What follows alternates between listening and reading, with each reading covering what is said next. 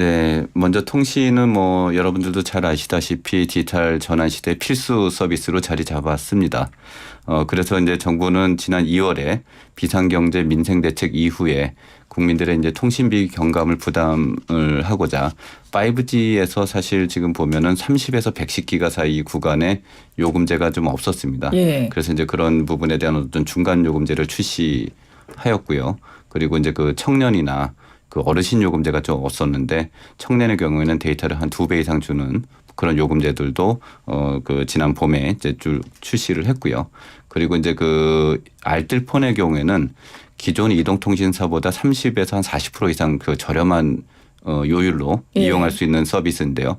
5G에는 그 선택지가 굉장히 작았습니다. 그래서 이제 그런 것들에 대한 그 후속 작업들이 좀 이어져서 지금은 이제 아마 알뜰폰도 그 5G 서비스를 이용할 수가 있게 돼서 아마 선택지가 훨씬 더 이제 많이 넓어졌다라고 이렇게 볼 수 있을 것 같습니다. 정부는 이제 여기서 이제 그치지 않고 이번에 이제 그 7월 6일 날 통신시장 경쟁 촉진 방안을 좀 만들었습니다. 좀 더 근본적으로 경쟁을 좀 활성화해보자 그런 취지인. 그러니까 통신 시장의 경쟁을 조금 더 활성화시켜서 결국은 국민의 통신비를 좀 부담을 완화해주겠다라는 취지시군요. 맞습니다. 예. 지속적으로 추진해보자라는 그런 건데요. 첫 번째는 이제 경쟁 구조를 이제 개선을 하는 거 하고 두 번째는 요금 마케팅 투자를 활성화하는 그 크게 두 가지 파트로 이렇게 구성이 되어 있습니다. 먼저 이제 그 경쟁 구조 개선의 경우에는 네. 신규 사업자가 그래도 그 진입이 돼야지 지금 3사 과점 체제를 좀 더 이렇게 깨고 경쟁을 그 구조적으로 좀 활성화하자라는 그런 차원에서 저희가 이번에 이제 그 신규 사업자 진입 문턱을 낮추는 주파수를 3년간 신규 사업자 전용 주파수를 좀 지정을 해서 저희가 그 운영을 할 그럴 계획이고요. 그 다음에 사업자들이 투자를 좀 더 그 잘할 수 있도록 그 투자를 좀 지원하는 것 그리고 알뜰폰을 그 실질적인 경쟁의 주체로 육성하는 그런 도매 제공 제도 개선 이런 것들을 담았고요. 그리고 이제 이 요금 어떤 이용 행태적인 측면에서는 요금을 사용량에 부합하는 그 최종 요금제를 이용자들이 알아야지 사실 그쪽으로 옮겨갈 수가 있습니다. 그렇죠. 그래서 이제 통신사들한테 그 이용량의 그 해당 이용자의 이용량에 맞게 최종 요금제를 고지하도록 하는 그런 소비자들한테요. 그리고 의무를 부과하는 제도 개선을 해 나갈 그럴 계획이고요. 그다음에 마케팅의 경우에는 이제 단말기 구입하실 때 아마 그 판매점이나 대리점 가셨을 때 그 공시된 지원금 외에 그 해당 판매점이나 대리점에서 주는 추가 지원금이 있습니다. 예. 그게 이제 15%로 제한되어 있는데 그걸 이제 30%로 늘리는 뭐 그런 그 법제도 개선도 이번에 이제 추진을 할 그럴 계획이고요. 그리고 이제 품질 향상을 위해서 농어촌 그 인터넷망이라든지 그 공동망 구축도 서두르기로 그렇게 했습니다. 네, 통신시장 경쟁 촉진 방안 얼마 전에 발표하신 내용, 그 취지와 주요 내용을 정리를 해주셨는데요.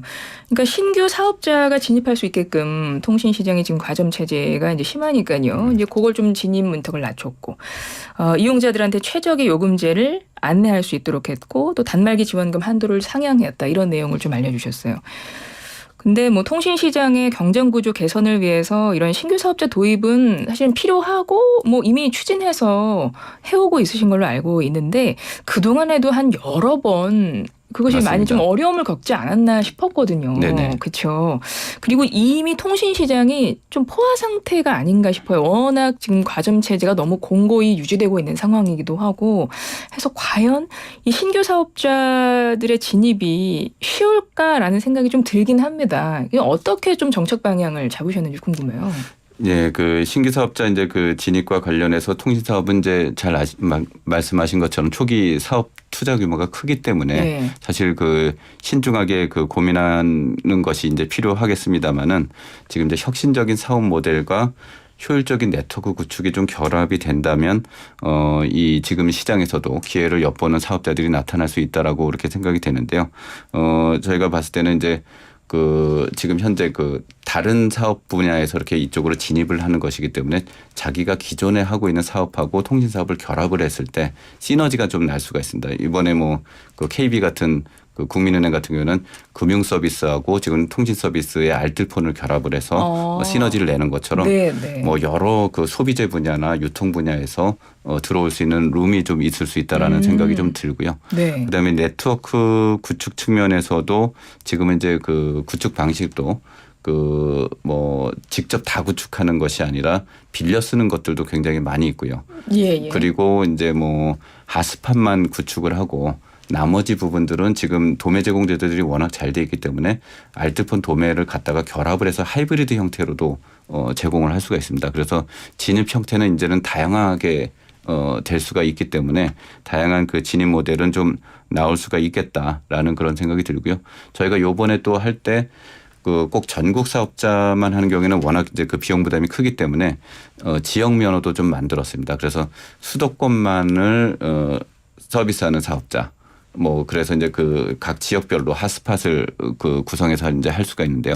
핫스팟이라는 것은 뭐 경기장, 공연장, 광장 이런 데를 핫스팟으로 놓고 나머지는 이제 기저망을 활용하는 그런 서비스가 될 텐데 그런 핫스팟에서 이렇게 보면은 제가 이제 미국에서 그 버라이즌의 그 소파이 스테디움인가요? 그 거기도 보면 핫스팟이 그 구축이 돼 있는데 그 안에서는 몇 기가의 서비스가 제공이 됩니다. 그래서 사람들이 10만 명이 한꺼번에 거기 몰려도 전혀 그 동시에 사용을 하더라도 잼이 안 걸리는 그런 환경을 이제 만들어서 이제 제공을 하는 그런 것들을 좀 봐서 그런 것들이 좀 그 이렇게 결합이 된다 그러면 굉장히 다양한 서비스가 나올 수 있고 자기가 원래 하던 서비스랑 또 융합을 시킨다 그러면 혁신적인 모델도 좀 나올 수 있다고 보여집니다. 아, 그러니까 지금 핵심은 그러니까 경쟁력 있는 알뜰폰 사업자를 육성하는 방안을 꾸리신 거잖아요.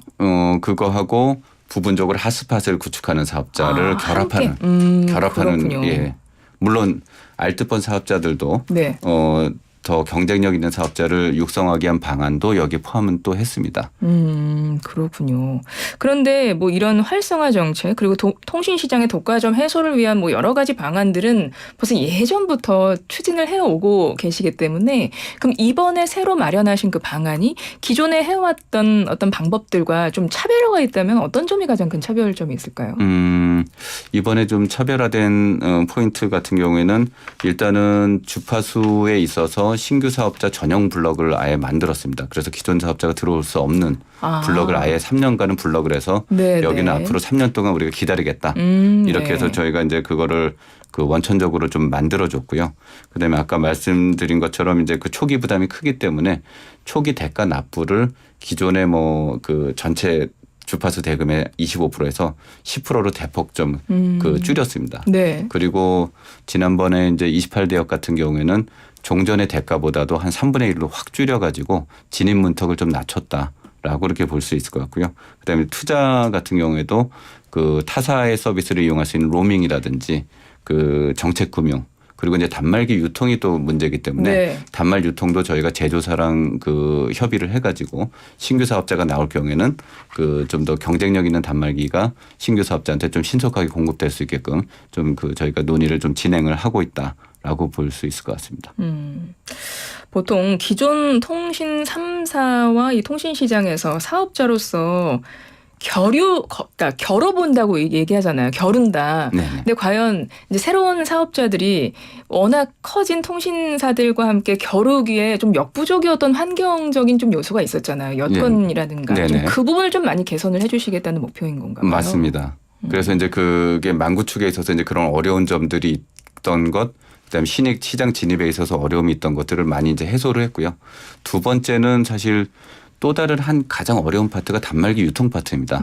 단말기가 사실은 우리가 이렇게 딱 하지만 지금도 그렇습니다만은 출고가가 한 150만 원에서 200만 원 굉장히 맞습니다. 비싸지 않습니까? 예. 그래서 이거 요만큼만 쌓아놔도 이게 수천만 원에서 이 방 하나면은 사실 수십억까지도 갈 수 있는 굉장히 큰 비용이 들어가는 그 파트인데 저희가 예전에 그 2013년 뭐 이런 때 그 신규 사업자를 유치를 할 때는 단말기 유통 시장이 99.9%가 이동통신 사업자가 유통하는 시장이었습니다. 그러니까 소위 얘기하는 자급폰이라는 것이 없었습니다. 그때는.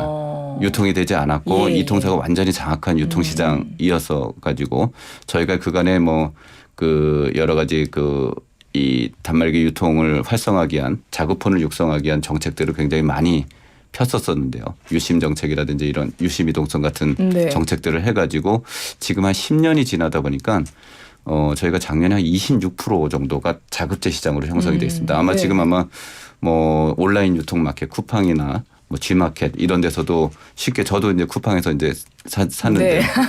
그게 온라인에서 차라리 이거를 깔끔하게 사고 알뜰폰은 온라인으로 결합했으면 그게 사실은 최강 조합이다.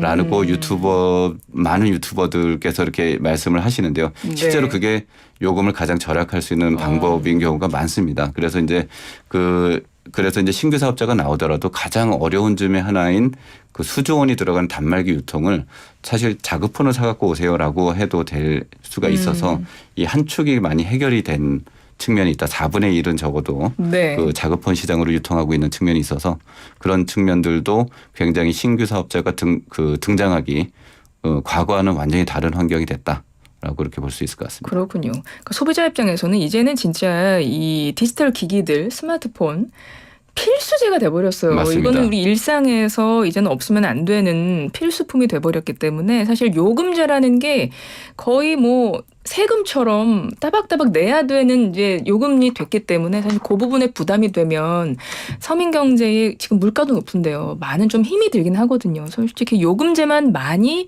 저렴하게 아껴도 아마 많은 분들이 큰 도움이 되실 것 같다는 생각은 맞습니다. 들어요. 그러니까 아마 그 부분에 중점적으로 지금 정책을 준비하고 계신다는 게 느껴지고요. 직접 우리 실장님도 그렇게 쓰고 계신다고 네. 하니까.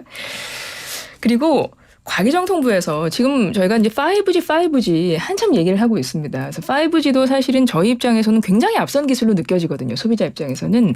근데 지금 6G를 또 대응하고 있는 걸로 알고 있어요. 네, 정부 맞습니다. 차원에서요. 네네. 정책 방향 간략하게 좀 소개해 주시겠어요? 네, 지금 이제 그 네트워크는 이제 아까 말씀드린 것처럼 디지털 시대 이제 필수 인프라입니다. 네. 그러다 보니까 이제 이게 또 그 인프라 인더스트리다 보니까 국가 간 경쟁으로 많이 그 첨예하게 그 경쟁이 좀 펼쳐지고 있는데요. 예. 특히 이제 이쪽 분야를 중심해서 6G, 위성, 양자 이 세 가지 분야는 그 이 기술 패권 경쟁이 그 어느 분야보다도 치열하게 전개가 되고 있습니다. 그래서 저희가 지난 2월에 K네트워크 2030이라고 해서 6G를 포함한 양자 네트워크까지 발전하는 차세대 네트워크 기술 방안을 이렇게 마련을 했습니다. 그래서 이제 6G 관련해서는 저희가 21년부터 기초 연구를 좀 시작을 해왔습니다. 약 한 2천억 원 규모로 이렇게 시작을 해왔었는데 최근에 이렇게 IT에서 이렇게 보니까 비전그룹에서 6월 하순에 그 6G에 대한 이제 비전을 조금 얘기를 했습니다. 네. 그래서 이제 뭐 단순히 이제 초광대역 초스피드 요거를 넘어서서 이제 초공간 이제 그 이런 지상망 중심이 아니라 이제 위에 이제 그 UAM이나 그 위성까지도 이제 연계된 그 공간적으로 이제 굉장히 큰 확장이 이렇게 일어나게 되고 예. 그 다음에 이제 그 지능이 네트워크 안에 내재화가 됩니다. 지금은 단순히 이렇게 연결만 해주는데 지금 6G 설명해 주시는 예, 거죠? 예, 6G 안에서는 그 지능이 내재화가 돼서 네트워크 안에서 판단을 해가지고 뭐 최적의 망 구성뿐만 아니라 그 기초적인 지능화된 서비스까지도 제공해 줄 수 있는 것을 6G의 개념에 포함을 시켰고요. 예. 그리고 앞으로는 이제 그 지난 저희가 이제 뭐 여러 가지 네트워크 먹통 사태도 있었습니다만 이게 어떤 사이버 공격으로 이게 먹통이 되는 경우에는 정말 뭐 큰 그렇죠. 경제 자체가 마비가 될 수가 맞습니다. 있기 때문에 네. 시큐리티를 아예 그 내재화하자. 뭐 그렇다고 해서 100% 사이버 공격을 막을 수는 없지만 보안을 더 강화하는 방향으로 가는 거군요. 그런 방향으로 지금 그 기본 그 개념이 설계가 좀 되고 있고요. 그리고 이제 각종 센싱이 많이 들어갈 것 같습니다. 그러니까 이제 지금은 단순히 이제 이런 사람이 쓰는 이제 핸드폰뿐만 아니라 지금 이번에 그 이 집중 호우로 인한 피해도 그렇습니다만은 각종 센서들이 해줄 수 있는 역할들이 많습니다. 아, 네. 각종 센서들을 더 많이 그 활용하고 그걸 종합 분석해서 네트워크가 처리를 해준다 그러면 여러 가지 이런 대응을 굉장히 즉흥적으로 할 수 있는 그런 체제가 되기 때문에 그런 개념들이 이제 6G의 개념에 다 포함되어 있고요. 그래서 저희도 그거에 발맞춰서 요번에 아예 그 상용화 연구를 좀 병행해서 하자라고 네. 해서 이제 그 2차 예타를 한 6천억 원 규모로 지금 진행을 좀 하고 있습니다. 그게 이제 그 저희가 이제 종전에는 한 2030년경을 6G가 시작되는 해가 아니게 되냐 전 세계적으로 네. 그렇게 보고 있는데 지금 뭐 전문가들 전망은 2028년에 그 LA 올림픽이 미국에서 열립니다. 네. 그래서 이제 그 미국이 굉장히 6G에 대해서 굉장히 그 열성적으로 지금 그 R&D도 하고 있고 준비를 하고 있고 LA 올림픽 개막식에 6G를 보여주겠다라는 그 포부도 좀 갖고 있는 것 같습니다. 그래서 저희도 그거에 뒤지지 않게 저희도 준비를 좀 착실하게 좀 해 나가고 있고요. 저희는 이제 그 26년에 프리 6G 그때까지 개발된 원천 기술들을 한번 그 시연을 하는 그런 것도 세계 최초로 좀 할 수 있게 좀 준비를 하고 있습니다. 그렇군요. 사실 5G, 6G로 넘어간다고 했을 때 우리가 뭐 핸드폰 쓰고 인터넷 사용하고 뭐 영화 다운받고 5G도 지금 뭐 빠른데 6G까지 필요해라는 일반적인 아주 단순한 생각을 했었는데 생각해보니 우리 생활 속에서 지금 속도 뭐 지금의 재난 상황에서도 더욱 그렇고요. 속도와 그 폭과 서비스의 폭과 그 보안 문제가 그 어느 때보다 중요해졌기 때문에 그렇기 때문에 기술이 계속적으로 발전하는 거군요. 맞습니다. 예. 계속 진화하고 있습니다. 예. 실장님 이제 시간이 한 30초 정도 남았는데요. 끝으로 좀 마무리 한 말씀 해주시고 인사를 드려야 될 것 같아요. 저희가 이제 뭐 이런 그 통신 서비스, 네트워크 굉장히 사실 디지털 시대에 특히 뭐 디지털이 심화될수록 아주 가장 기초적이고 필수적인 인프라입니다. 저희가 이거를 계속 지속적으로 저희가 튼튼하게 하고 계속 뭐 뒤지지 않게 발전시켜 나가고 그거를 우리나라의 어떤 브랜드화까지도 할 수 있는 그런 노력을 계속 지속적으로 경주하고 있고요. 그리고 이제 국민 여러분들이 이런 통신 서비스, 디지털 서비스를 좀 더 편안하고 다양한 선택지를 갖고 쓸 수 있도록 요번에 그 통신 경쟁 촉진 방안을 만들었고 그거를 좀 차질 없이 이행을 해서 정말 이제 5G를 좀 편안하게 더 잘 쓸 수 있는 그런 세상으로 만들어 나가도록 하겠습니다. 알겠습니다. 지금까지 과기정통부의 홍진배 네트워크 정책 실장님과 이야기 나눴습니다. 실장님 오늘 말씀 고맙습니다. 네, 감사합니다.